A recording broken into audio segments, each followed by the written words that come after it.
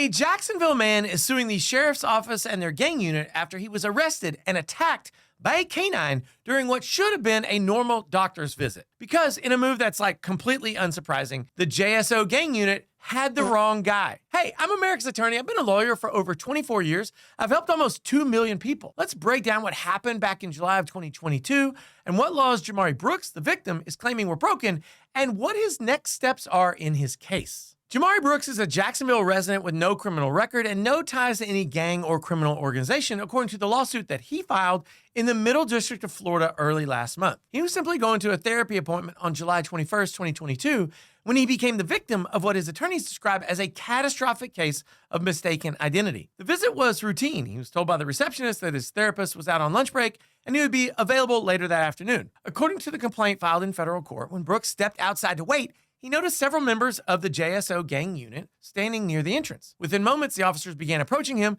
with their weapons drawn. Fearing for his safety, but wanting to comply, Brooks immediately lay face down on the asphalt, stretching his arms out to show he wasn't resisting or armed. Instead of handcuffing him or questioning him, or both, the officers allegedly slammed his head into the pavement, pressed their knees and feet against his neck and back, and released a police canine unit named Huck, who bit into Brooks's arm and dragged him several feet across the parking lot. Court documents describe the scene as chaotic, officers shouting conflicting commands such as "stop resisting," while Brooks screamed in pain, never attempting to flee or fight back. The complaint alleges that the officers had not confirmed his identity before using force, and in fact, only asked for his name after the dog attack, at which point they realized they had detained the wrong guy. What makes the encounter even more alarming, according to the lawsuit, is what happened next. Several officers allegedly blocked or turned off their body cameras, particularly after discussing among themselves that Brooks was not their suspect. This alleged tampering violated both JSO body-worn camera policy and national law enforcement standards requiring continuous recording during all citizen encounters. The lawsuit alleges that in the days following the attack, officers from the JSO began shaping a narrative to justify their incompetent and illegal actions. According to the amended complaint, police reports written after the incident claim that Brooks was resisting arrest and that the use of the canine was necessary. And this is a version of events that his attorneys call a deliberate fabrication, contradicted by what body camera footage still exists. Brooks was treated for multiple deep lacerations and puncture wounds from the dog bites, along with bruising to his head and shoulders. The lawsuit contends that the officers' reports were coordinated to sanitize the incident, omitting key details about the mistaken identity and the body cam deactivations. Citing the same pattern documented in prior complaints and media investigations into the JSO gang unit, the filing accuses the department of fostering a culture of impunity where excessive force and camera manipulation are tolerated rather than punished. One example of this pattern is a JSO officer slamming Sammy Lee Evans to the ground, causing his head to strike the pavement with such force that it killed him instantly. Evans had been stopped merely for an open container violation and was not resisting arrest at the time. Side note, even if he was resisting, you're not allowed to kill him. Another example, according to the complaint, a JSO officer kneed Ronell Ferreira in the face 3 times while Ferreira was handcuffed. A clear case of unnecessary and punitive violence by restrained force standards. The complaint also singles out defendant Garriga, a member of the JSO gang unit. In 2015, he shot and killed Andrew Williams while working for another police department. Then in 2019, while with the JSO, he shot and killed Jamie Johnson, an unarmed black motorist, and later participated in a racist group text thread mocking Johnson's death. Obviously, after killing 2 people, he wasn't allowed to be an officer anymore. Just kidding! In 2024, Garriga was convicted and sentenced to 24 years in federal prison, not for killing a 3rd guy, but for using his JSO-issued phone and vehicle to lure a child into sexual activity while assigned as a gang unit detective. This guy is like literally one of the worst human beings I've ever heard of. In essence, Brooks' legal team claims that the cover-up was not about just protecting a few officers, but trying to preserve a system that repeatedly shields misconduct from any accountability. The lawsuit filed by Jamari Brooks is both sweeping and specific. It names 8 defendants, including Sheriff T.K. Waters in his official capacity, several gang unit deputies, and the city of Jacksonville itself. In the complaint, Brooks accuses the JSO of violating his constitutional rights under the statute, 42 U.S.C. 1983, specifically the 4th Amendment's protections against unreasonable seizures and excessive force. Constitution doesn't mention a dog biting you, but believe me, it's in there. The filing claims that officers acted under color of law when they used unnecessary and brutal force against an unarmed, compliant citizen who had committed no crime. Beyond the individual actions of the deputies, Brooks argues that Sheriff Waters and the city of Jacksonville are legally responsible because they failed to properly train, supervise, and discipline their officers, especially in the use of police canines and body-worn cameras. The complaint goes further, alleging what it calls deliberate indifference by JSO leadership, asserting that Sheriff's Office maintains policies, customs, or practices that tolerated or even kind of encouraged excessive force by officers. The lawsuit points out the repeated instances of misconduct within the gang unit as evidence that this was not like a rogue incident that day outside the medical clinic, but part of a wider pattern and practice of unconstitutional policing. Now, in addition to the federal claims, Brooks also brings several Florida state law claims, including battery, negligence, and gross negligence against the individual officers, along with vicarious liability against the city of Jacksonville under Florida statute section 768.28, which permits suits against government entities for the wrongful acts of their employees. The only person who didn't get sued was the dog.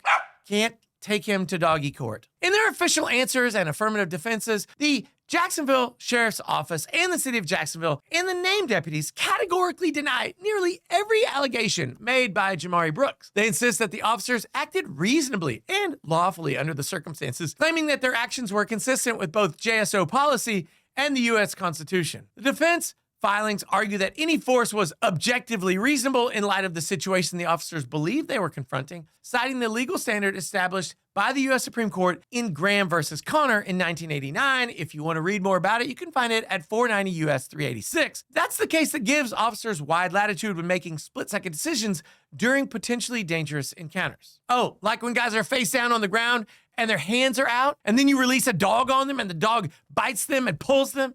Yeah, the statute definitely applies in that situation. The defendants also invoke qualified immunity, a powerful legal doctrine that shields government officials from civil liability unless they violate a clearly established constitutional right. In essence, the officers argue that even if Brooks suffered harm, which I hope they would concede that he did, they cannot be personally liable because they did not knowingly violate the law. Several officers further claim that Brooks's own actions contributed to the incident, suggesting that he failed to comply with lawful commands and that any injuries he sustained were the result of his own conduct, not their misconduct. Because, I guess he shouldn't have gone to the doctor that day. The city of Jacksonville, meanwhile, maintains that it cannot be held directly responsible for the deputies' actions, asserting that the JSO is an independent constitutional entity under Florida law. One striking phrase that appears in multiple defense filings is that the video speaks for itself, of course talking about the remaining body cam footage, implying that that body cam footage, likely the central evidence in the case,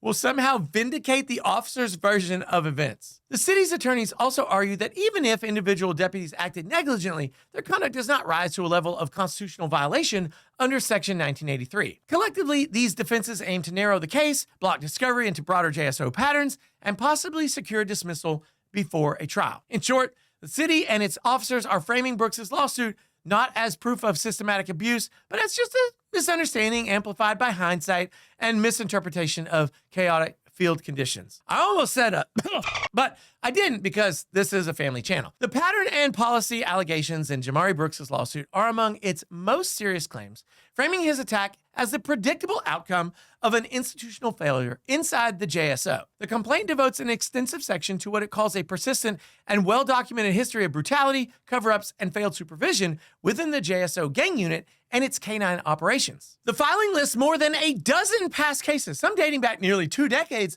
to show that senior officials were repeatedly warned about unconstitutional force, but they failed to act. Among them are the deaths of, as I said, Sammy Lee Evans and also Brian Barnes, who were beaten or slammed to the ground while unarmed, as well as the hogtied assault of Colin Runge and multiple canine maulings of surrendering suspects. Brooks's attorneys argue that this pattern reveals a custom of tolerance at JSO, where officers with histories of violence are protected, promoted, or reassigned rather than disciplined. Now, you and I know the reality inside a force like this.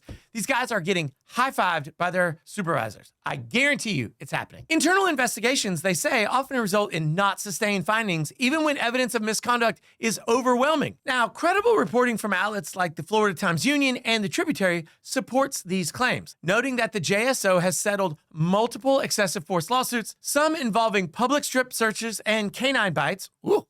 hopefully not at the same time. The lawsuit contends that Sheriff T.K. Waters and his predecessors exhibited deliberate indifference by failing to ensure compliance with JSO General Order 501, which requires continuous body cam recording and restricts canine deployment to actively resisting suspects. By embedding Brooks's case within this broader history, his lawyers are arguing not just that individual officers use excessive force, but that the department's culture and training and supervision policies have for years fostered an environment where such abuses are not the exception, they're the norm. The case is still in its early stages before the U.S. District Court for the Middle District of Florida, where discovery is expected to uncover critical evidence, including the full body cam footage, internal JSO reports, and canine deployment records. Attorneys for both sides have already filed responses and affirmative defenses, and a scheduling order will likely set depositions for the gang unit officers named in the complaint. Unfortunately, I don't believe they're going to be able to take the dog's deposition. He just simply refuses to answer any question. Hey, those are my thoughts. What are your thoughts on Brooks's arrest and the use of a police canine during his unlawful arrest? See what I did there? It was unlawful. How can justice possibly be served in this situation? Do me a favor, drop your pro se opinion down below in the comments and let me know what you think. As you know, I'm dangerously close to 50,000 subscribers. And I know, because YouTube told me, that 89% of you are not subscribed to the channel. But you can fix that. Make it 90%. I mean 88. Whatever. Lawyer up with me, America's Attorney, by hitting that subscribe button. It's free, and I will be back soon with more legal breakdowns. You don't want to miss it. Bye. Instead of handcuffing against the individual and the tributary support.